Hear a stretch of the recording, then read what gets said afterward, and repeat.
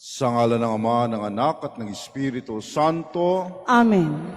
Ang pagpapala nating Panginoong Kristo, ang pag-ibig ng Diyos Ama at ang pakipagkaisa ng Espiritu Santo, naway sa may inyong lahat. At sumayin niyo rin. Mga kapatid, ating pinapasalamatan ng Diyos sa araw na ito, sa bukasyon na kanyang ginawad, na pagtawag niya kay Father John. Isang taon na ngayon na siya ay pinutungan ng kamay at pinahiran ng langis ang kanyang kamay pang maging lingkod ng ating simbahan. Ganon din si Father Chester ng isang araw, at sa 9 naman si Father Hill. At pasalamatan natin ang Diyos, ang biyayang ito, na sila tapos ng isang taon ay patuloy pa rin sa paghahanda ng kanilang sarili upang maging ganap na mga lingkod ng simbahan at ng ating Panginoong Hesus. Upang maging marapat tayo sa pagpapasalamat natin sa Diyos, papanalangin natin sa Father John sa kanyang anibersaryo ng pagkapari, ating pagsisihan ng ating mga kasalanan. Inaamin ko sa makapangyarihan Diyos at sa inyo mga kapatid, na lubhang lubhang nagkasala sa isip, salita at sa gawa, sa aking pagkukulang. Kaya sinasamo ko sa mga Birheng Maria, sa lahat ng mga anghel at mga banal, at sa inyo mga kapatid na ko'y panalangin sa Panginoong ating Diyos. Kaawaan tayo ng makapangyarihan Diyos, patawarin tayo sa ating mga kasalanan, patnubayan tayo sa buhay na walang hanggan. Amen.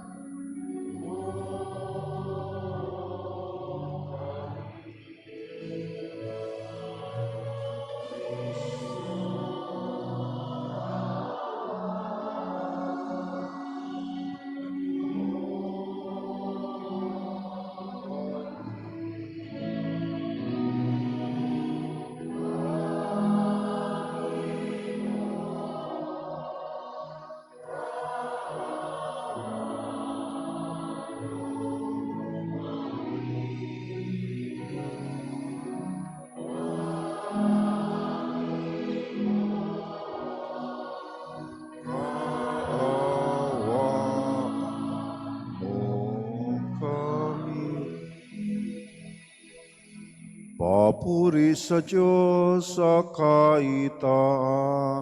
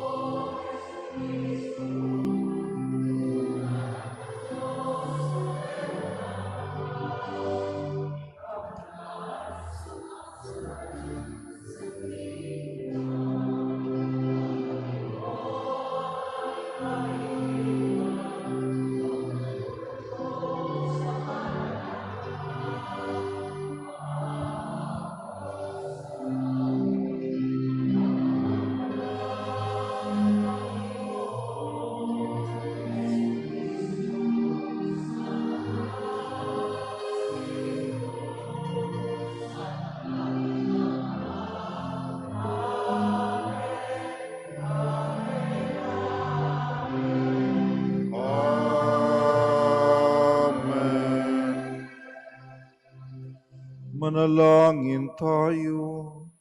Ama naming makapangyarihan, hinirang mo ang iyong bugtong na anak na maging katastasan at walang hanggang pari. Pagkaloob mo ang kanyang hinirang na maging mga lingkod, para gampanan ng pagdiriwang ng pagtubos sa sinukob, ay makatupad ng may katapatang lubos sa pamagitan ni Jesucristo, kasama ng Espiritu Santo, magpasawalang hanggan.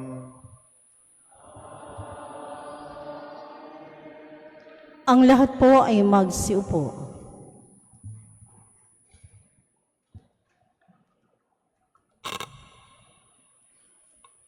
Pagbasa mula sa aklat ni Propeta Isaías. Sa araw na iyo'y ganito ang aawitin sa Hoda. Matatag ang ating lungsod, hindi tayo maaano. Matibay ang muog. Bayaang bukas ang mga pintuan upang makapasok ang bayang matapat. Binibigyan mo ng lubos na kapayapaan ang mga taong matapat na tumatalima at nagtitiwala sa iyo. Magtiwala kayong lagi sa Panginoon, pagkat siya ang kublihan walang hanggan. Ibinababa niya ang mga palalo. Lunsod mong matatag ay ibinabagsak, pati muog ay winawasak, hanggang sa maging tapakan ng mga taong hamak at tuntungan ng mga mahirap. Ang salita ng Diyos. Salamat sa Diyos.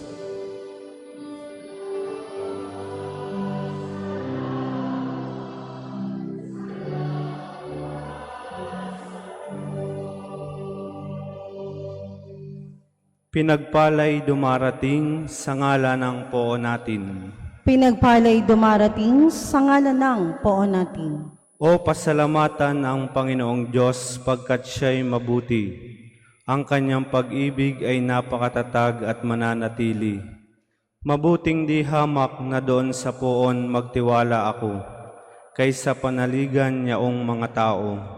Higit ngang mabuting ang pagtitiwala sa poon ibigay, kaysa pamunuan ang ating asahan.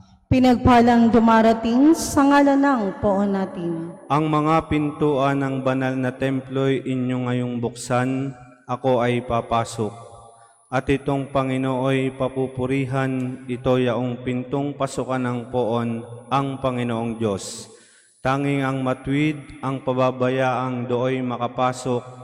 Aking pinupuri, ikaw poon, yamang pinakinggan, dininig mo ako't pinapagtagumpay.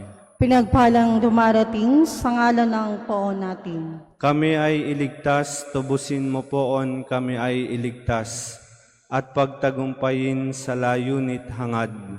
Ang pumaparito sa ngalan ng poon ay pagpapalain. Magmula sa templo, mga pagpapalay kanyang tatanggapin, ang poon ang Diyos. Pinagpalang dumarating sa ngalan ng poon natin. Ang lahat po ay magsitayo.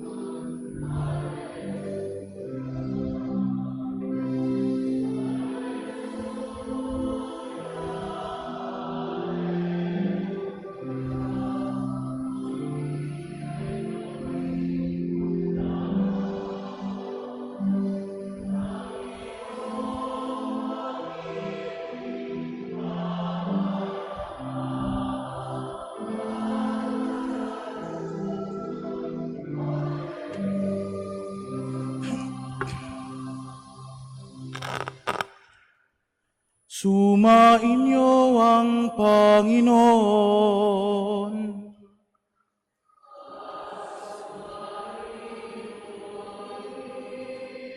Ang mabuting balita ng Panginoon ayon kay San Mateo.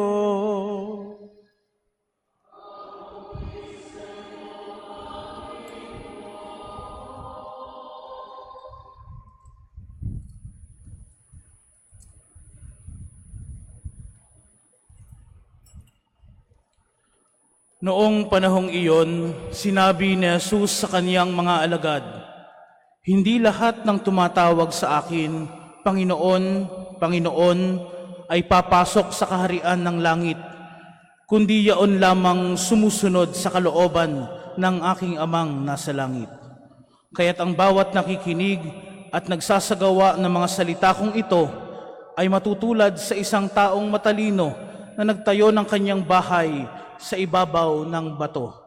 Umulan ng malakas, bumaha, at binayo ng malakas na hangin ang bahay na iyon, ngunit hindi nagiba sapagkat nakatayo sa ibabaw ng bato.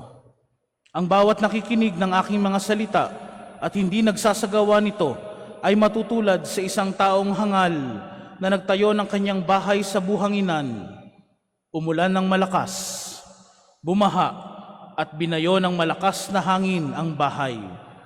Bumagsak ang bahay na iyon at lubusang nawasak." Mga minamahal na mga kapatid, ang mabuting balita ng Panginoon.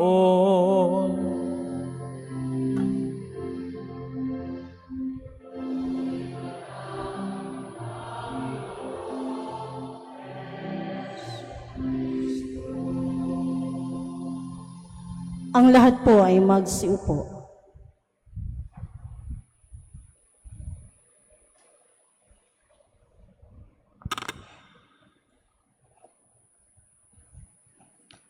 Sa ating pong minamahal Obispo, Bishop Mel Ray Uy Didi, Obispo ng Lucena, sa ating pong minamahal na lingkod pari at Bikaryo General ng ating Diocese, Father Bien Lozano, sa ating pong mga kasamang pari, lalo tigit sa aking mga klaseng nagdiriwang din at magdidiwang na kanilang anniversary.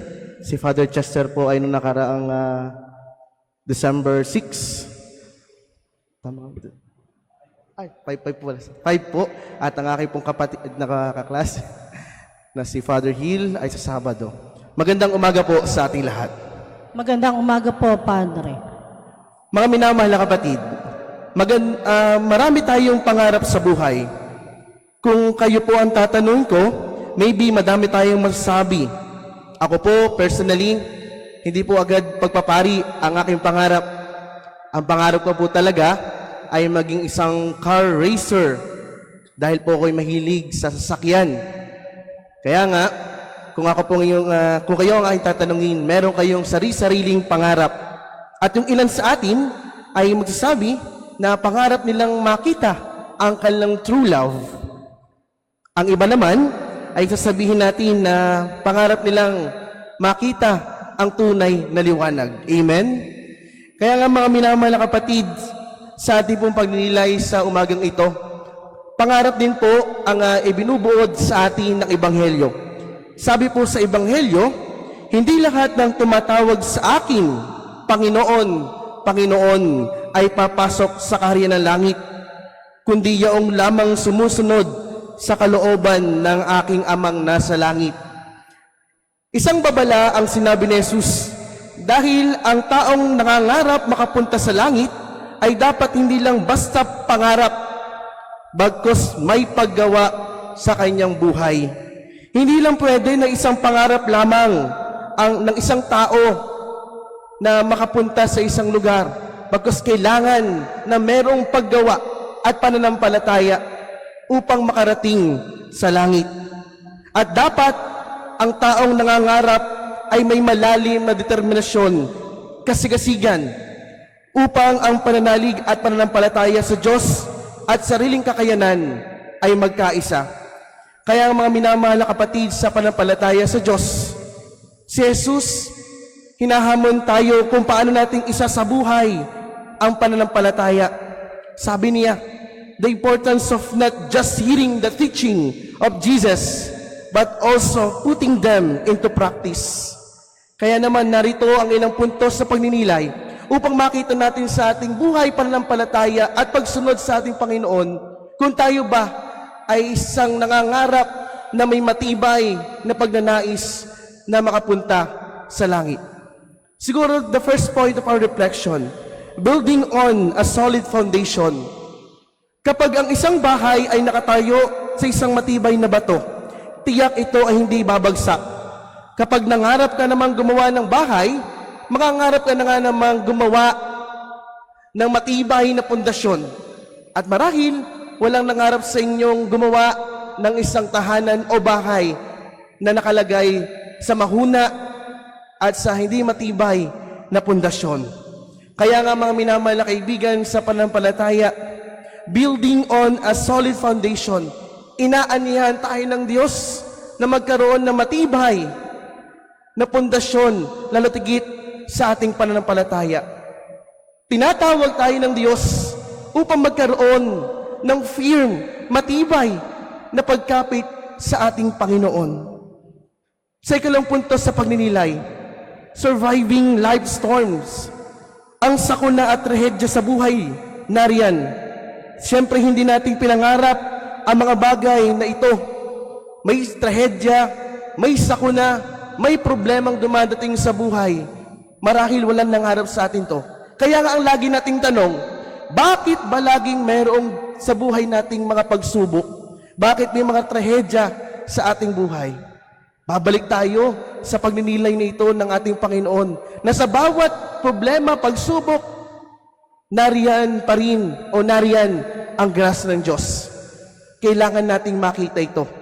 Sabi ko nga po nung ako po ay nag-aaral pa sa seminaryo, lalo tigit nung college ako, maraming pagsubok na dumarating, maraming mga experience na sabi ko parang hindi ko na kaya. Pero lagi kong tinitignan na ang pagsubok na ito ay isang biyaya ng Diyos sa akin. Dahil sa pagsubok na ito, tumitibay at lumalakas ang tao. Kaya nga kahit hampasin tayo ng alon ng pagsubok, basta nanalig tayo sa Diyos, hindi tayo mabubuhal. At sa ikatlong punto sa pagninilay, examining priorities. Ang ikatlong puntos na ito nagpapaalala sa atin kung paano natin binibigyang importansya at priorities ang buhay natin sa pagsunod sa Diyos. Ano ba ang importante sa ating buhay?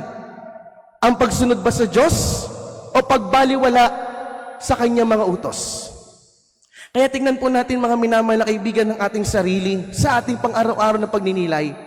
Paano ko ba nakakasatuparan ang mga pagsubok na ito? Ano ba ang priorities ko sa buhay? Basta lang ba ako maninimba? O basta akong sumusunod sa ating Panginoon? Kaya nga mga minamahal na kapatid, ang tatlong bagay na ito na pagninilay, ang hamon sa ating mga sumusunod sa Diyos.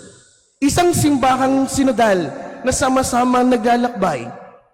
At sa akin pong pagninilay, ito rin po ang hamon sa akin sa pagdidiwang ko ng aking unang taon bilang pari. February 7, 2021, noong kami ay unang dumapa dito sa altar na ito, noong kami naging diakono. Kami pong tatlo ni Father Chester at Father Hill ay dito inordenahan sa katedral na ito. At ngayon, December 7, 2023, isang taon na akong pari. Madaming pagsubok ang dumating at isa sa mga kinakatakutan ko bilang batang pari, paano ako magiging matibay sa buhay na ito. Sabi nga po ni Bishop kahapon sa amin pong gathering sa kanyang tahanan doon sa palasyo, 0 to 5 years ay isang crucial stage. Testing the water. Kung baga, never test the deep of the water with both feet dahil posibleng mahulog ka. Dapat, kung titignan mo ang buhay na ito, tignan mo ng may positibong pananaw. Kaya nga lagi kong sinasabi, sa liit kong taong ito, sa kakaunti kong kaalaman na mayroon ako, ngunit ang Diyos, binibigyan pa rin ako ng pagkakataon upang maglingkod sa Kanya. Binibigyan pa rin ako ng misyon ng Diyos kahit alam ko sa sarili kong hindi ko kayang gampanan ang mga ito. Ang Diyos, minumulat ako sa mga bagay na dapat kong makita. Ang hirap, ang paglilingkod sa Diyos, ang paglilingkod sa sambayanan. Ito ang mga ipinapakita sa akin ng Diyos sa buhay misyon na ito bilang isang pari. Kaya nga hindi lang dapat tignan na ang pagtawag na ito ay hindi lamang basta pangarap ng Diyos para sa akin. Dapat laging isipin na ang pagpapari ay isang collaborative dream. Bakit? Dahil dapat pangarap ng Diyos, pangarap ng sambayanan, at pangarap din ng tinawag ang dapat mamutawi. Hindi pwede na pangarap mo lang. Hindi pwedeng pangarap lang ng Diyos. At hindi rin pwedeng pangarap lang ng sambayanan. Dapat nagkakaisa ang mga pangarap nito dahil ito ang tunay na pagtawag ng Diyos. Actually po, to tell you honestly, hindi ko nga po pangarap ang maging pari. Ang pangarap ko lamang, sabi ko kanina, ay maging car racer. Subalit nung ako'y nasa seminaryo na, nung ako po'y tumatanda na, nakikita ko ang sarili ko, pangarap kong maging mabait. Dahil nung ako po ay nasa high school pa, ako po ay pilyo. Kaya nga isa sa nagpabigay sa akin ng inspirasyon upang ako'y pumasok ng seminaryo ay yung salitang magpakabait. Dahil nakikita ko po yung mga seminarista noon sa aming bayan. Lalatigit, pag ako'y nakakita ng pari, pakiramdam ko ang babait nila. Amen? Kaya nga mga minamahal na kaibigan sa panampalataya sa Diyos, sa paghuhubog ko sa seminaryo, nababago rin po pala ito. At nangangarap ako noon na maging mabuting Kristiyano muna bago maging mabuting pari. Ayon sa sinabi ng aming rektor sa seminaryo, maging mabuting Kristiyano ka muna bago maging mabuting pari dahil ang mga bagay nito ay susunod sa iyo. Kaya nga mga minamahal na kaibigan sa pananampalataya, ito ang nais ng Diyos sa bawat isa. Isang hamon na kung paano tayo nangangarap. Nangangarap ba tayong pumunta sa langit? Kailangan nating gumawa ng paraan upang gumawa o magkaroon ng kaganapan ang pangarap nito. Nangangarap na maging mabuting tao? Kailangan ng mabuting paggawa upang maging mabuting tao. Kaya naman, ang isang taong ito ay punong-puno ng pasasalamat sa Diyos. Dahil sa pangarap na ito, nakita ng Diyos ang kasigasigan ng kanyang lingkod. Kaya nga mga minamahal na kapatid, maging matibay tayo sa panampalataya. Ang gawang misyon ay hindi lang para sa pari, bagkus para sa lahat. Sabi nga ng tema natin ngayong taon sa ating diocese, taon na mapagmahal na paglilingkod, ekolohiya at mabuting katiwala. Iniimbitahan tayo ng Diyos na maging mabuting katiwala. Iniimbitahan tayo ng Diyos na mayroong puso sa paglilingkod sa kapwa. At iniimbitahan din tayo na magkaroon ng malasakit sa kalikasan. At ito ang ating misyon. At sana sa ating pangarap na ito, maisabuhay natin ang mga bagay na ito. Kaya nga mga minamahal na kaibigan sa panampalataya sa Diyos, hilingin natin na nawa ang biyaya ng Diyos ay pagkaloob sa atin, lalo tigit sa araw-araw na pagtawag niya upang tayo ay makasama sa misyon sa pagpapalaganap ng mabuting balita. Kaya nga mga minamahal na kaibigan, pangarap nating lahat, pangarap ng Diyos at pangarap ng sambayanan. Kaya tayo ay nagkakaisa.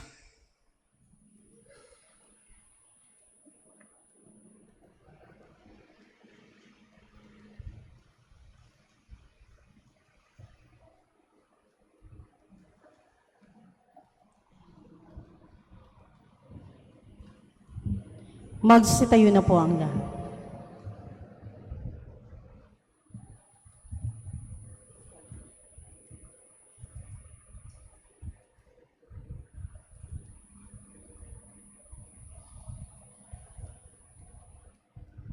Bunga ng pagtitiwala, pagkakaloob ng Diyos sa mga ating mga kahilingan, buong katapatan tayong tumawag sa Kanya. Mapagmahal na Ama, dinggin mo ang aming panalangin. Mapagmahal na Ama, dinggin mo ang aming panalangin. Bilang isang simbahan, naway maging tapat kami sa pagpapahayag sa Ebanghelyo ng pagsisisi at pagpapatawad. Manalangin tayo sa Panginoon. Mapagmahal na Ama, dinggin mo ang aming panalangin. Sa pagkilala sa kabutihan ni Kristo, ang Panginoong muling nabuhay, maihatid nawa natin ang katarungang panlipunan para sa lahat.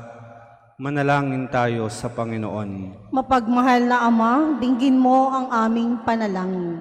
Ang banal na kasulatan, naway makapagbigay ng kaliwanagan sa mga nasa kadiliman ng kasalanan at kawalan ng pag-asa. Manalangin tayo sa Panginoon. Mapagmahal na Ama, dinggin mo ang aming panalangin. Atin nawang makilala ang presensya ng Panginoong muling nabuhay sa paghahati-hati ng tinapay sa Eucharistia. Manalangin tayo sa Panginoon. Mapagmahal na Ama, dinggin mo ang aming panalangin. Ang mga namayapa, naway muling mabuhay sa kaganapan ng kagalakan sa piling ng Diyos. Manalangin tayo sa Panginoon. Mapagmahal na Ama, dinggin mo ang aming panalangin. Ama, Ikaw ang aming lakas sa oras ng aming pangailangan. Buksan mo ang aming mga puso sa iyong biyaya at akayin kami sa iyong kaharian. Nihiling namin to sa pamagitan ni Kristo, ang aming Panginoon. Amen. Ang lahat po ay magsiupo. Para po sa may mga hawak na love offering o anumang pang-alay, maaari na po kayong humanay sa gitna.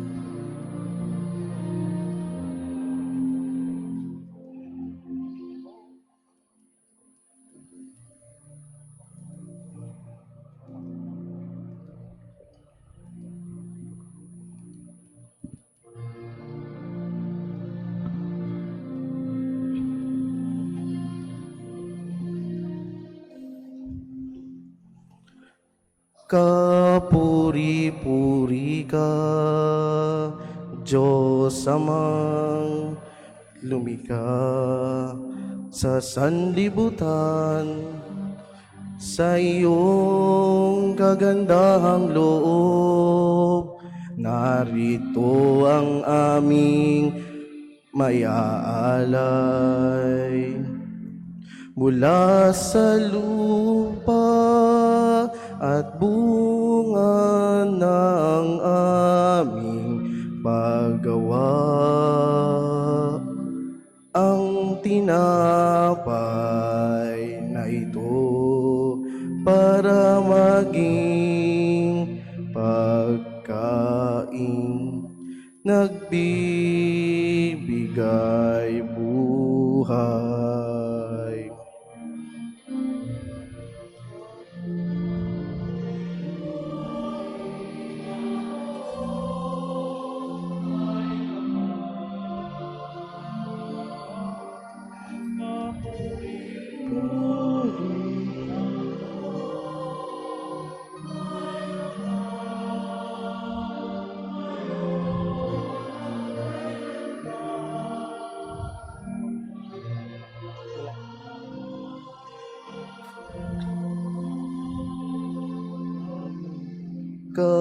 Kapuri-puri ka, Diyos Amang lumikha sa sanlibutan.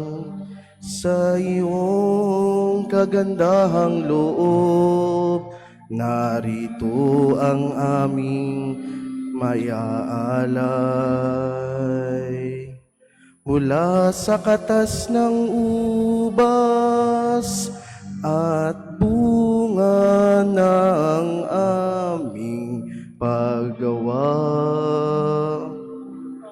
ang alak na ito para maging indumi, nagbibigay ang iyong Espiritu.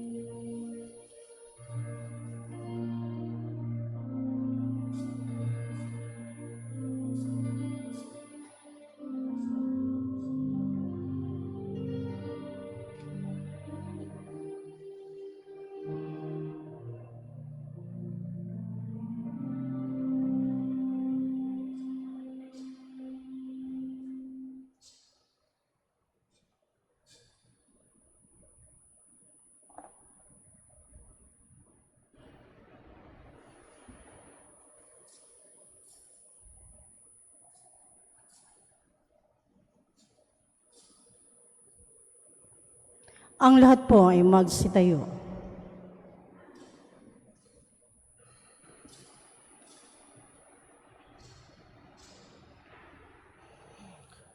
Manalangin kayo mga kapatid upang paghahain natin ay kalugdan ng Diyos Amang makapangyarihan. Tanggapin nawa ng Panginoon itong paghahain sa iyong mga kamay, sa kapurihan niya at karangalan sa ating kapakinabangan at sa buong sambayanan niyang banal. Ama naming lumikha, tanang araw at panahon ay nasa iyong mawaing pagmamahal. Ang tungkuling minabuti mo sa aking pinagkatiwala, at ang mga alin na ngayon nasa dambana, ay taguyod mo upang ang bayan at pari ay magkaisa ng adika sa kapagkakaroon ng pagsunod ng kawan at tagapangasiwa at ikapananatili ng tagapangasiwa sa malasakit na matiyaga sa pamamagitan ni Heso Kristo kasama ng Espiritu Santo magpasawalang hanggan.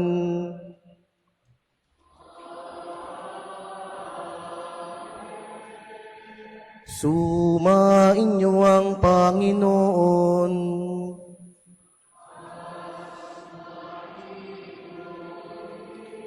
Itaas sa Diyos ang iyong puso at diwa.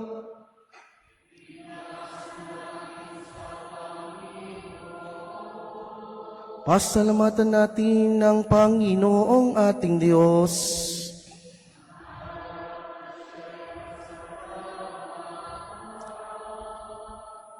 Ama naming makapangyarihan, tunay nga marapat na ikaw ay aming pasalamatan sa pamamagitan ni Heso Kristo na aming Panginoon.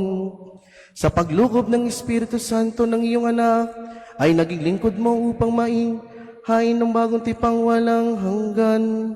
At ang pangarap nito mapasa iyong sambayanan, itinampok niya kaming sambayanan mo upang kami makapaglingkod sa iyo.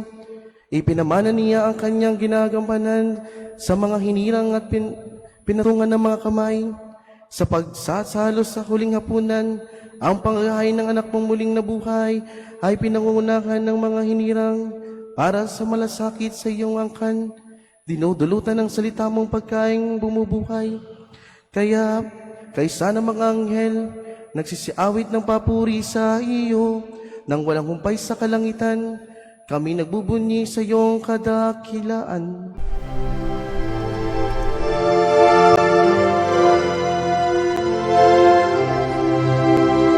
Santo, Santo, Santo, Panginoong Diyos makapangyarihan, napupuno ang langit at lupa ng kalwalhatian mo. Hosana sa kaitaasan, pinagpalang na paririto sa ngalan ng Panginoon. Hosana sa kaitaasan.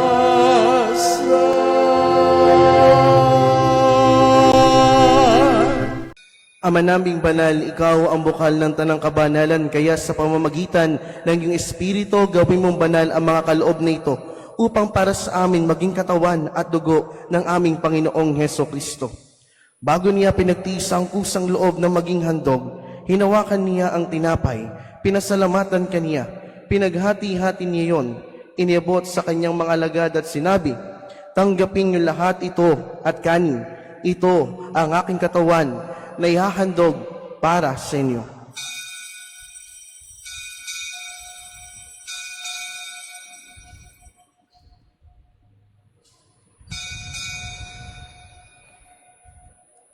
Gayun din naman nung matapos ang hapunan, hinawakan niya ang kalis. Muli kaniyang pinasalamatan. Inabot niya ang kalis sa kanyang mga alagad at sinabi, "Tanggapin niyo lahat ito at inumin. Ito ang kalis ng aking dugo, ng bago at walang hanggang tipan. Ang aking dugo nibubuhos para sa inyo at para sa lahat, sa kapagpapatawad ng mga kasalanan. Gawin niyo ito sa pag-alaala sa akin."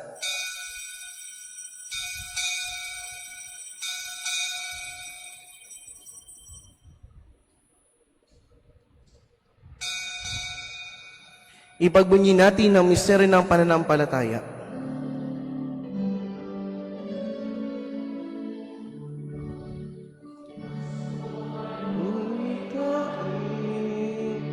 Sa iling at ihain,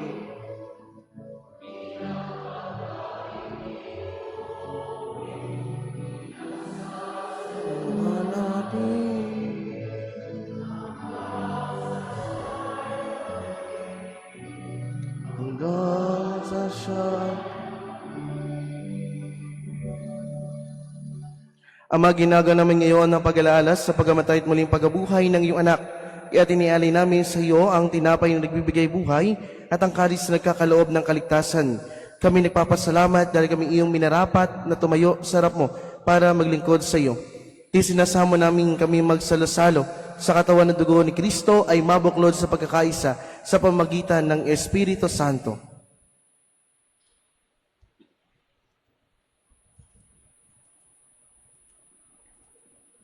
Ama, lingapin mo ang iyong simbahang laganap sa buong daigdig. Puspusin mo kami sa pag-ibig kay San Francisco na aming Papa, at ni Mel Rey na aming Obispo at ng Tanang Kaparian.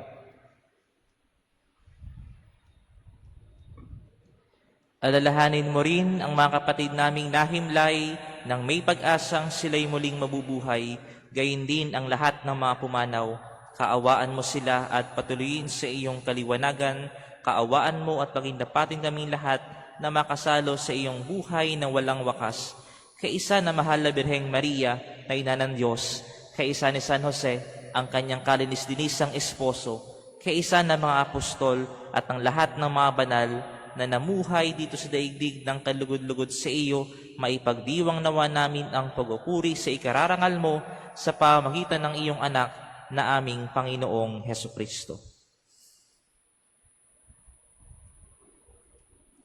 Sa pamamagitan ni Kristo, kasama niya at sa Kanya, ang lahat ng parangal at papuri ay sa iyo, Diyos Amang makapangyarihan, kasama ng Espiritu Santo, magpasawalang hanggan.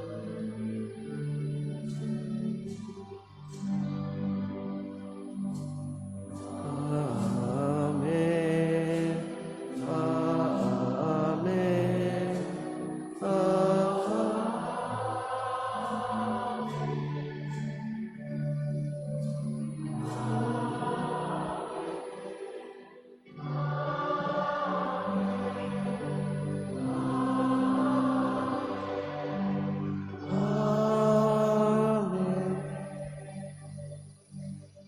Ang lahat po ay magsitayo. Sa tagubili na hagaling na utos at turo ni Jesus na Panginoon natin na Diyos, ipahayag natin ng lakas loob.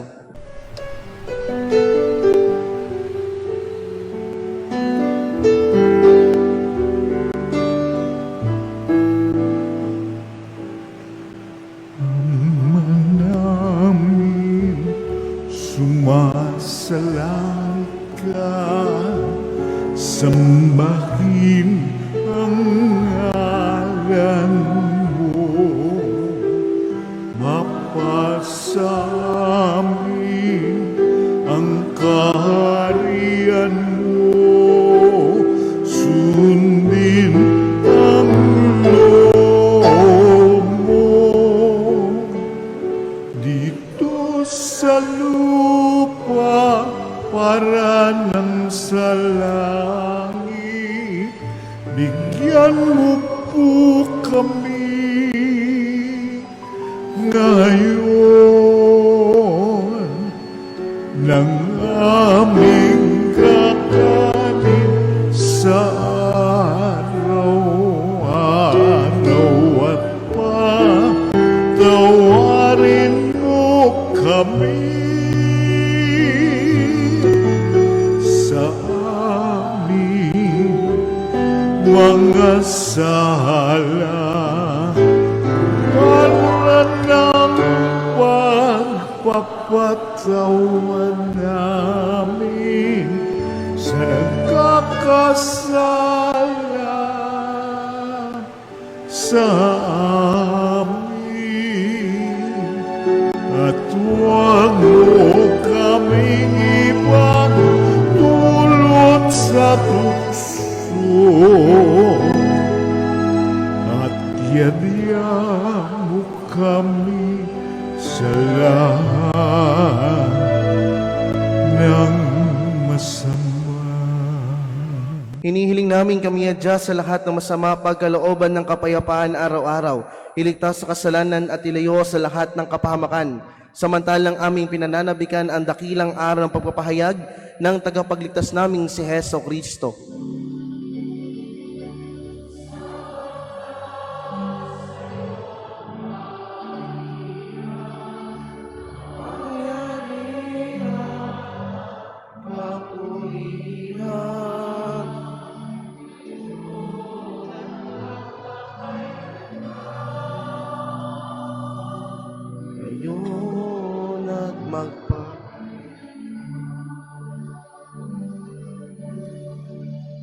Panginoong Kristo, sinabi mo sa iyong mga apostol, kapayapaan ang iniiwan ko sa inyo, ang aking kapayapaan ang ibinibigay ko sa inyo.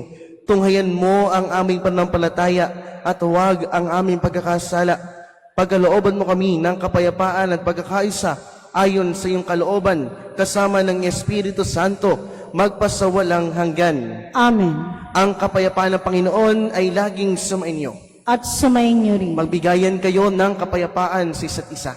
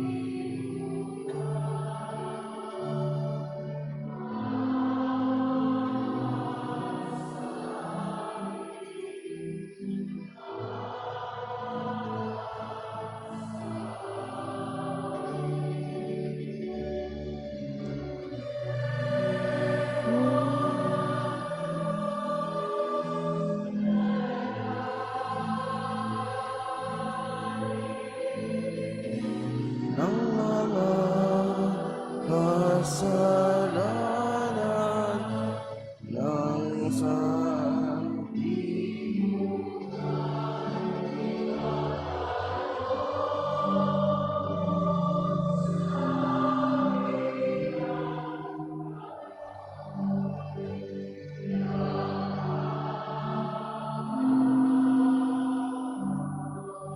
Ang lahat po ay magsiluhod.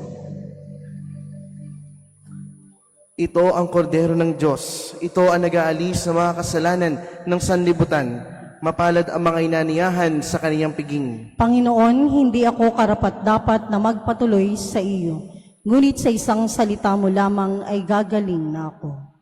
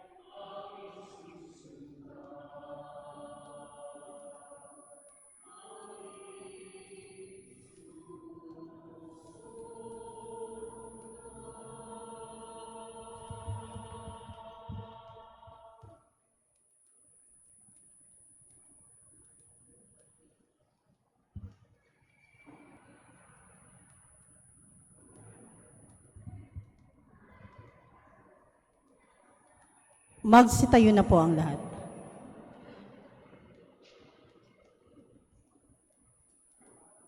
Manalangin tayo.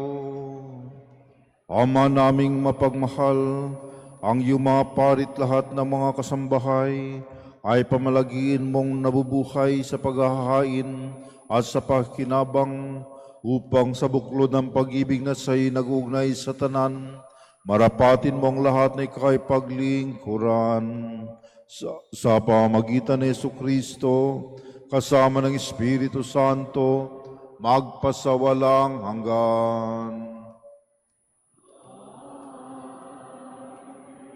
Sumainyo ang Panginoon. At sumainyo rin. Pagpalain nawa kayo ng makapangyarihan Diyos, Ama, Anak, at Espiritu Santo. Amen. Tapos nating banal na pagdiriwang, may tayong dalang pag-ibig ng Diyos. Salamat sa Diyos.